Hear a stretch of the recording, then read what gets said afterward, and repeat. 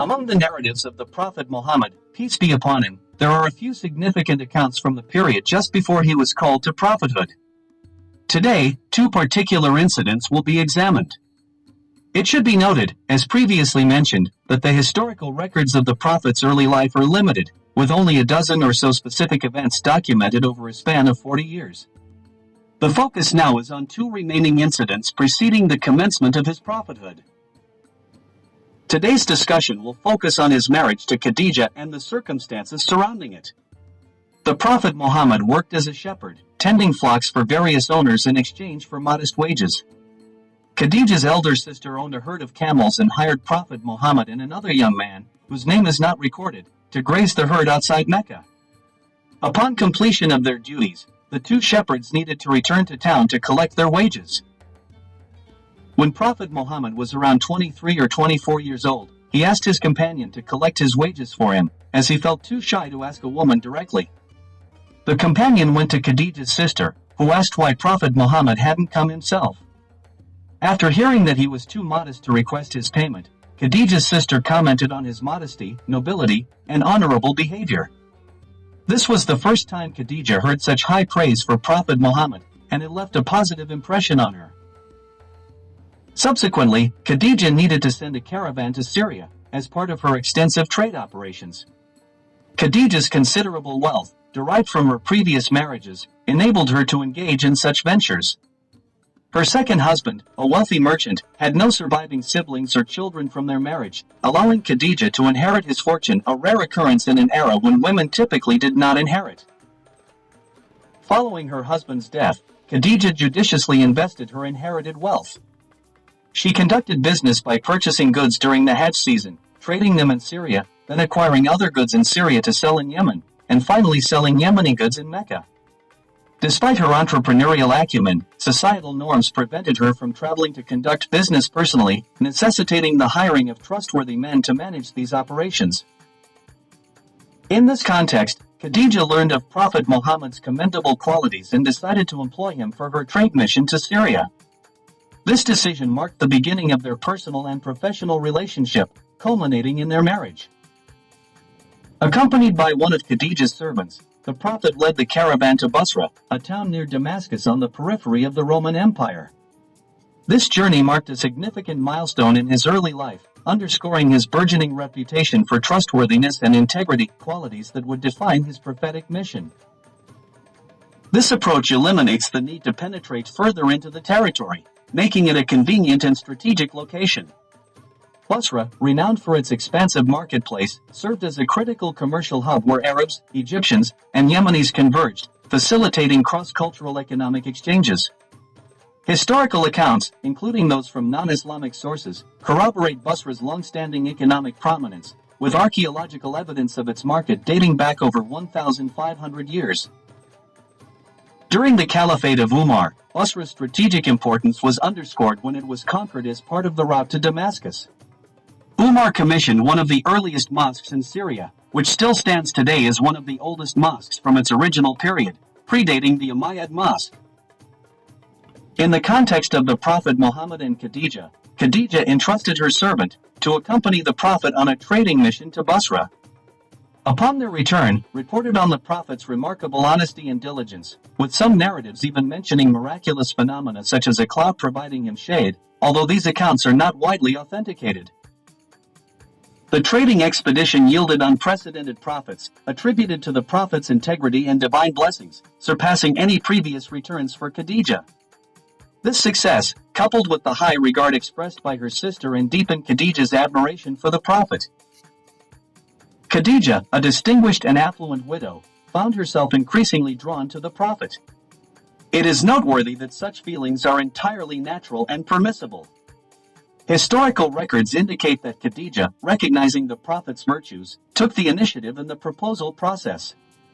While traditionally the man proposes, Khadijah's indication of interest facilitated a formal proposal from the Prophet.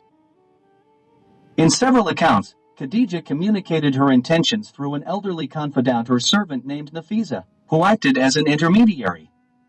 This method of proposal is culturally and religiously acceptable, provided it adheres to established protocols.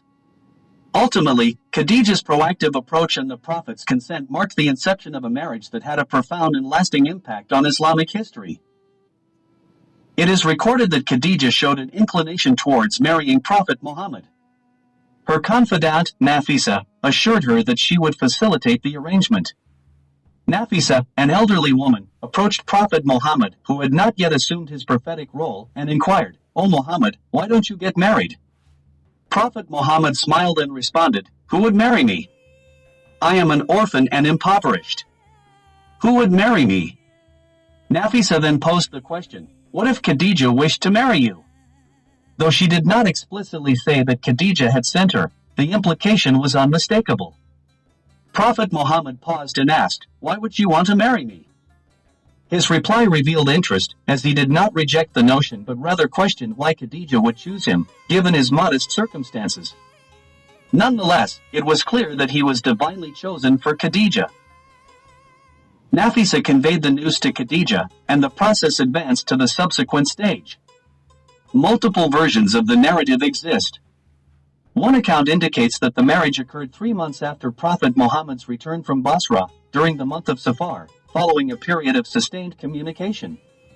In earlier discussions, the second reference version of this tale, but some sources do, despite its lack of authenticity. According to a weakly substantiated narration, Khadijah's father was alive and opposed the union. It is claimed that he was made to drink until intoxicated, and the marriage was conducted without his lucid consent. This version, however, lacks credibility and contradicts established facts. It is widely accepted that Khadijah's father had deceased prior to the proposal, rendering his involvement implausible. Had her father been alive, he would have received the bride price, as women did not receive it if they had a living father, brother, or husband. Consequently, the more substantiated position is that her father was not alive. An alternative version, supported by more credible sources, asserts that Khadijah's uncle performed the nikah, marriage ceremony, without any involvement of alcohol. In this verified account, Prophet Muhammad's uncle, Abu Talib, was in attendance. Historical records note that Abu Talib delivered a sermon, starting by glorifying Allah and acknowledging the distinguished heritage of the Quraysh, who trace their ancestry to Ibrahim and Ismail and serve as the custodians of the Kaaba. He then lauded his nephew, Prophet Muhammad, as unparalleled in manners, nobility, and lineage, and proposed marriage to Khadijah on Prophet Muhammad's behalf.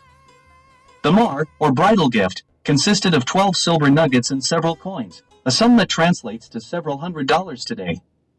This amount was appropriate, being neither excessive nor insignificant, reflecting genuine and honorable intentions.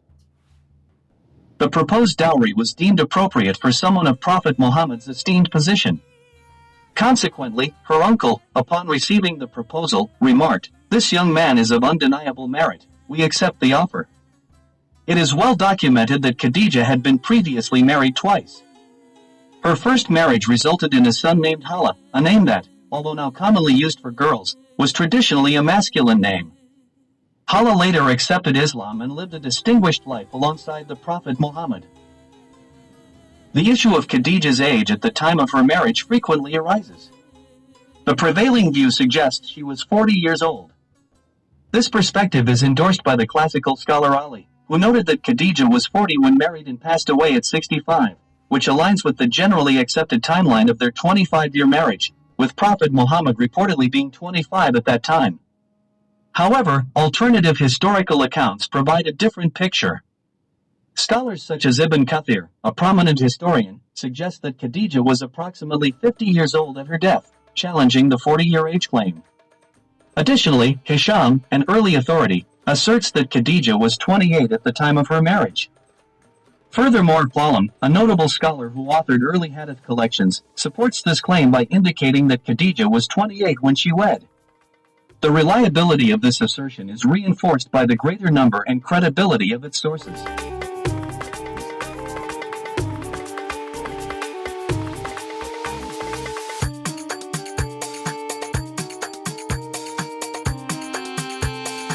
This perspective is further supported by the fact that Khadijah and Prophet Muhammad had at least 6 children.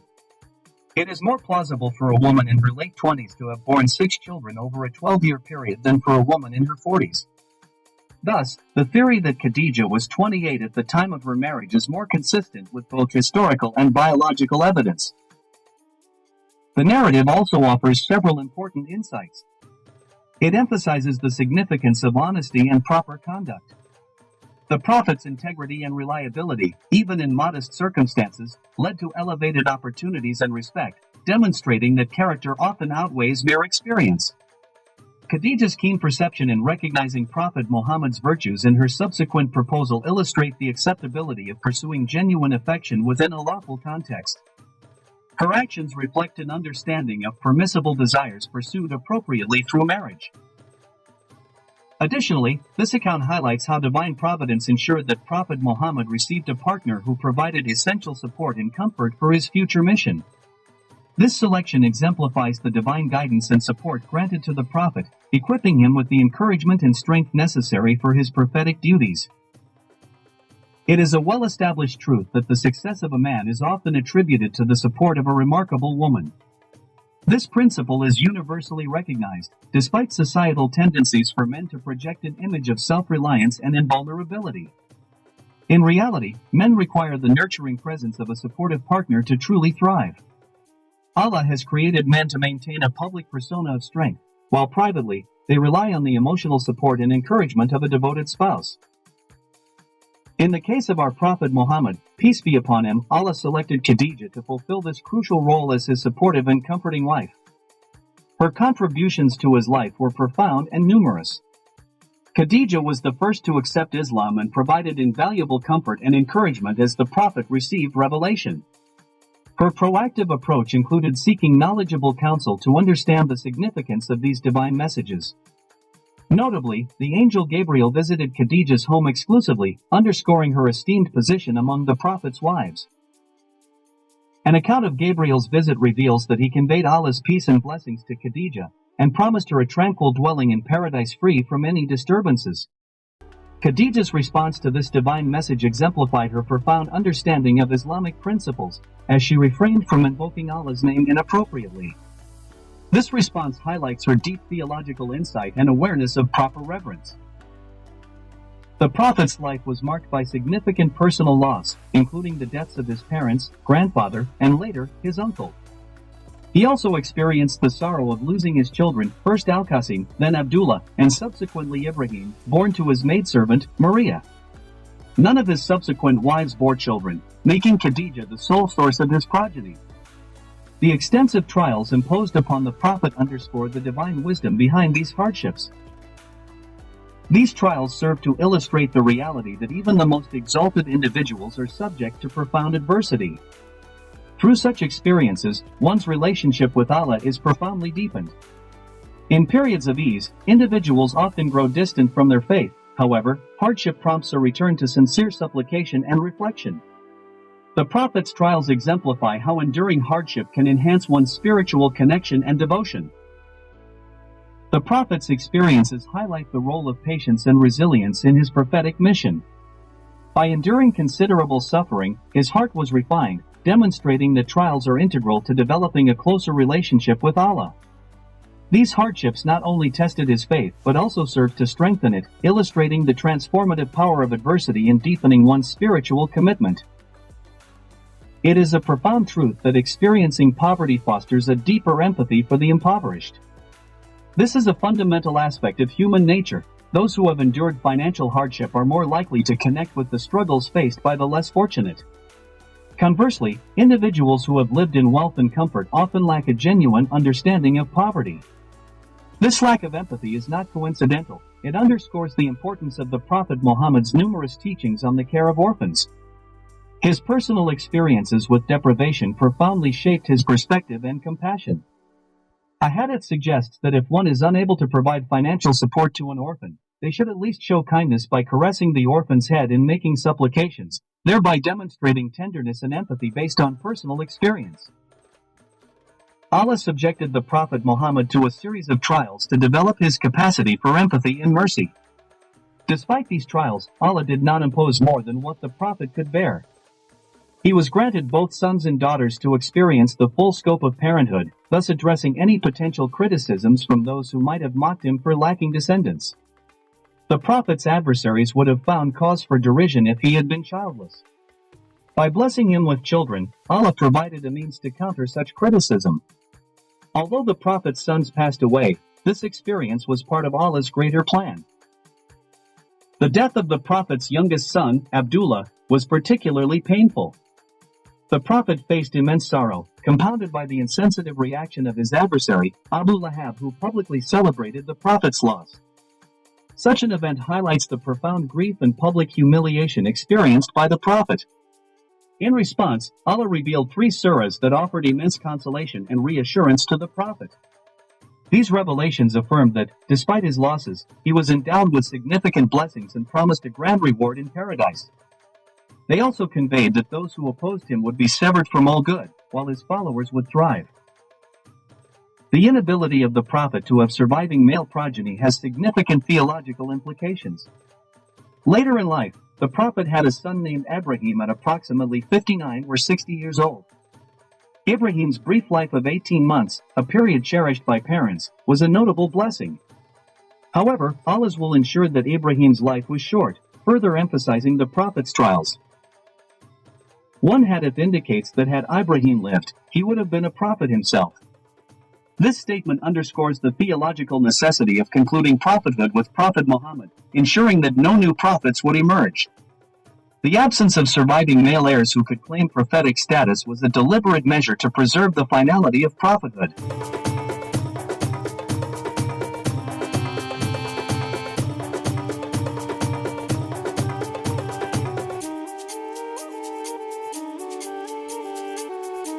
Furthermore, had the Prophet's daughter's sons lived, there might have been a risk of their status being exaggerated, leading to the formation of factions that could have distorted Islamic teachings.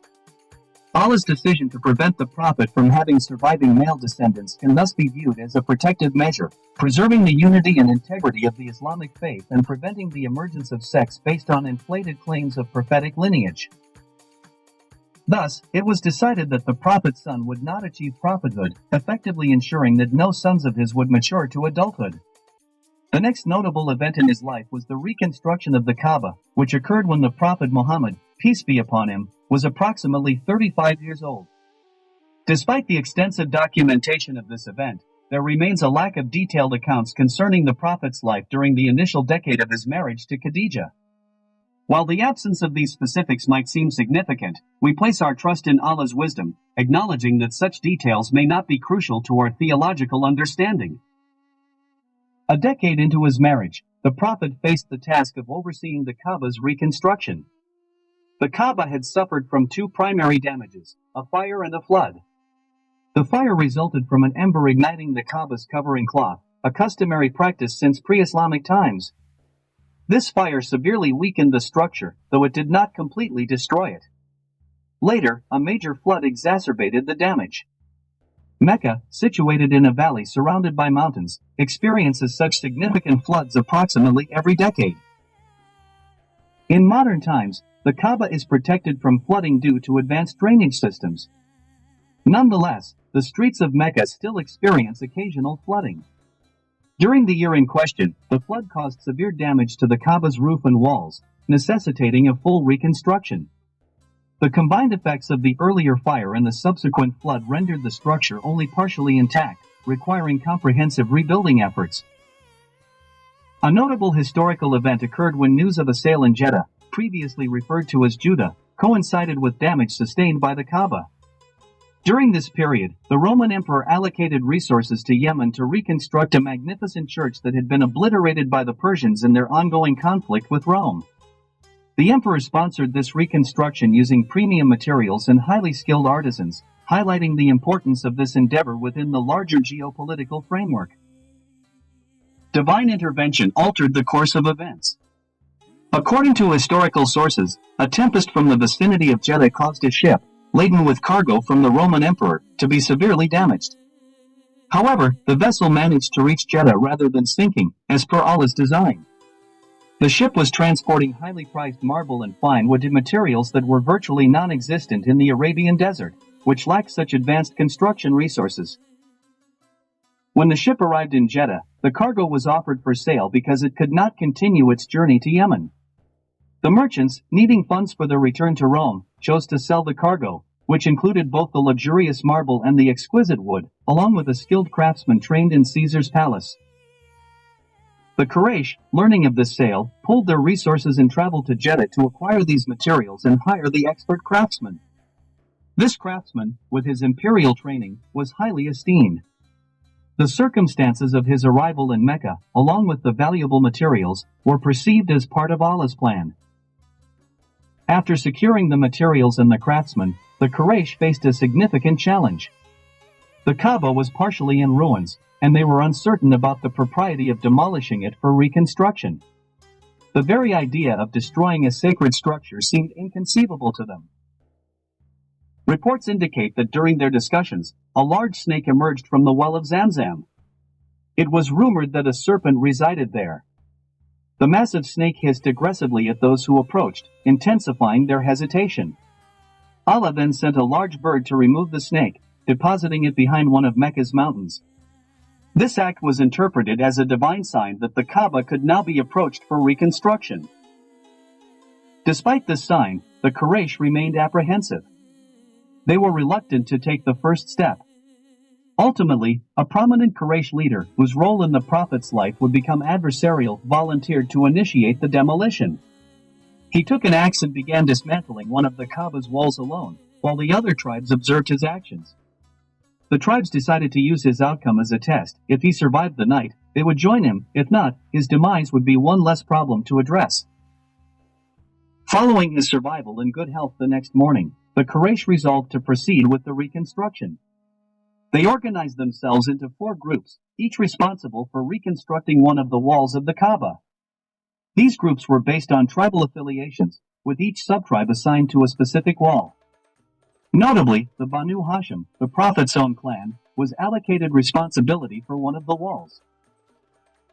The Banu Hashim, a distinguished clan within the broader Quraysh tribal confederation, was allocated the most prestigious section of the Kaaba during its reconstruction. Their elevated status was due to their notable lineage and historical prominence. The Banu Hashim, given their revered ancestry, were entrusted with the most honored portion of the structure. The second most esteemed portion was assigned to the Banu Maqsim, the tribe of Abu Jahl, and this section was situated closest to the Black Stone. The remaining 2 walls were designated to other tribes, though their specific identities are less pertinent to this narrative.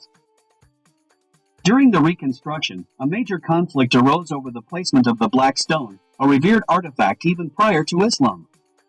The Banu Hashim and the Banu Maqsim, both long-standing adversaries, each contended for the honor of installing the Black Stone. The dispute intensified to such an extent that construction work ceased for 5 days as the factions struggled to reach a consensus. The dispute almost led to violent confrontations. To resolve the deadlock, a covert agreement was made among the Banu Hashim and their allies, pledging to defend their right to place the Black Stone with utmost determination. This agreement, symbolized by the ritual of dipping their hands in blood, demonstrated their commitment to securing this prestigious task. On the 5th day of the dispute, Umayyah, the oldest and most revered elder in Mecca, intervened to prevent further conflict. He proposed that the decision be left to the first person who entered through the principal entrance of the Kaaba. This proposal was understood as a form of random selection, whereby the first entrance tribe would determine the outcome. The resolution came when the Prophet Muhammad, peace be upon him, entered through the door. His arrival was met with widespread relief and approval from all the tribes. Each tribe believed that the Prophet's preference would favor them, thereby diffusing the tension and fostering a sense of unity.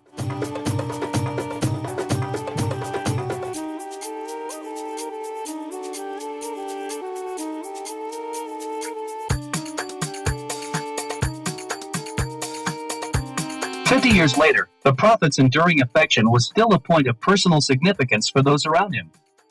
For example, a companion once inquired about whom the Prophet loved most. The Prophet candidly expressed his deep love for his wife, illustrating his genuine and heartfelt connections with those closest to him. Initially, when asked by Amr ibn al-As whom he loved most among men, the Prophet Muhammad mentioned Abu Bakr, attributing his affection to his esteemed companion. Further inquiries led the Prophet to remain taciturn, prompting continuous questioning until clarity was achieved. Notably, despite Abu Bakr's relatively early conversion to Islam, he felt a profound sense of personal favoritism from the Prophet, reflecting the latter's exceptional capacity to make every individual feel uniquely valued. This remarkable ability to instill a sense of personal importance is reminiscent of pre-Islamic tribal dynamics, where each tribe believed itself to be the most favored. The historical episode concerning the Kaaba's reconstruction provides a parallel, illustrating a similar sense of tribal competition and honor. During the Kaaba's restoration, a contentious dispute emerged regarding the placement of the black stone. To resolve this, the Prophet proposed a fair solution. He directed that a cloth be laid out and that representatives from each tribe should simultaneously place the black stone. This method ensured equitable participation from all tribes, thereby averting further conflict. The Kaaba's reconstruction involved several significant modifications. Firstly, the foundation was reinforced using premium materials, such as marble and high-quality wood, to enhance its resilience against future floods. Due to material limitations, the architects could not replicate the original rectangular shape of the Kaaba, which had been larger and more elongated during the era of Prophet Abraham, peace be upon him. Consequently, they constructed it as a square and marked the original corners with posts, a feature that persists to this day. Additionally, the height of the Kaaba was increased. Historical accounts suggest that the original height was comparable to the height of a camel's saddle, approximately 15 feet. Over time, this height was doubled, resulting in the Kaaba's present, considerably taller structure. Another alteration involved the repositioning of the Kaaba's door. Previously accessible from ground level, the new design incorporated a higher entrance to restrict access, thereby allowing only selected individuals to enter. This feature, which continues to be visible today, reflects the exclusivity intended by the Quraysh. Finally, a pragmatic improvement was the installation of a waterspout to address drainage issues. This addition was designed to prevent water damage caused by rain and floods, a problem that had previously compromised the structure. The concept of the waterspout, though evolved, originated during this period and remains an integral aspect of the Kaaba's design. These modifications illustrate the blend of practical considerations and symbolic significance in the Kaaba's reconstruction, shaping its current form. 2 decades following this event, when the Prophet Muhammad, peace be upon him, reclaimed Mecca, he expressed that, had it not been for the recent embrace of Islam by the people, he would have dismantled the Kaaba and reconstructed it according to the original foundations laid by Prophet Abraham. He also intended to make the entrance accessible to all. However, he chose not to proceed with these changes to avoid causing discomfort to the new Muslim community. This hadith, widely recognized, gained particular relevance during the early Umayyad period. During this era, Abdullah ibn Zubair, a distinguished companion, established his own caliphate in Mecca, breaking away from the Umayyad Empire. This occurred under the rule of al-Hajjaj ibn Yusuf, an infamous Umayyad governor known for his oppressive rule. Abdullah ibn Zubair, a devout companion, reconstructed the Kaaba according to the original rectangular design and reinstated the entrance at ground level, in alignment with the Prophet's directive. In retaliation, al-Hajjaj ibn Yusuf laid siege to Mecca, employing catapults that severely damaged the Kaaba. He targeted Abdullah ibn Zubair, who was subsequently crucified in front of the Kaaba. Abdullah ibn Zubair was a prominent companion, the son of a companion, the brother of a companion, and the son of a female companion, exemplifying the severe cruelty of the period. Subsequently, al-Hajjaj ibn Yusuf rebuilt the Kaaba according to the pre-Islamic square design, with an elevated door. During the Abbasid Caliphate, the Caliph inquired of Imam Malik about the possibility of restoring the Kaaba to Abdullah ibn Zubair's design. Imam Malik declined, asserting that the Kaaba should not be subject to the caprices of rulers. He believed it was crucial to maintain its current structure rather than subject it to frequent alterations. Since then, the Kaaba has retained the modifications made by the pre-Islamic Arabs. This illustrates the meticulous planning of Allah, who ensured that despite the scarcity of high-quality materials in the desert, the most exquisite materials were provided from imperial sources, reflecting divine intervention and guidance.